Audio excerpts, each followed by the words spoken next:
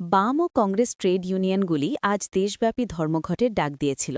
সেই ধর্মঘটের অংশ হিসাবে আজ ইসলামপুরে বাম কংগ্রেস ট্রেড ইউনিয়নগুলির ডাকে প্রতীকী চাক্কা জ্যাম কর্মসূচি গ্রহণ করা হয়।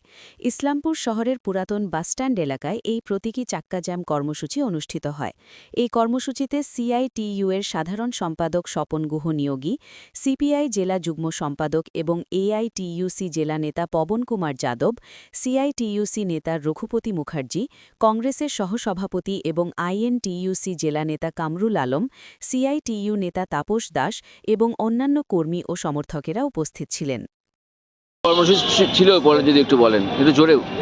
আজকে সিআইটিইউ অনুমোদিত all India road transport workers ফেডারেশনের পক্ষ থেকে আমাদের 10 মিনিটের চাক্কা জাম কর্মসূচি ছিল। কর্মসূচি এই উপলক্ষেই ছিল যে আপনারা জানেন যে আজকে সারা দেশব্যাপী সাধারণ ধর্মঘট এবং আমাদের রাজ্যে মাধ্যমিক পরীক্ষা থাকার জন্য শিল্প ধর্মঘট করা হয়েছে এই কারণেই যে এই সরকার, বর্তমান এনডিএ সরকার, তার শ্রমকোড লাগু করবার মধ্যে দিয়ে সমস্ত শ্রমজীবী মানুষের উপর অত্যাচার নামিয়ে এনেছে। ঠিক একই রকমভাবে পরিবহন শিল্পেও আজকে এই সরকার এমন অত্যাচার শুরু করেছে যে তাদের আপনার লাইসেন্সের জন্য দাম বাড়ানো হয়েছে, ড্রাইভিং লাইসেন্স রিনিউয়ালের জন্য দাম বাড়ানো হয়েছে এবং লোডিং আনলোডিংয়ের বিষয়ে ফাইন অতিরিক্ত করা হচ্ছে এবং এই প্রাইভেট এই শিল্পেও, এই পরিবহন শিল্পেও প্রাইভেট অর্থাৎ বাণিজ্যিকীকরণ করছে সরকার,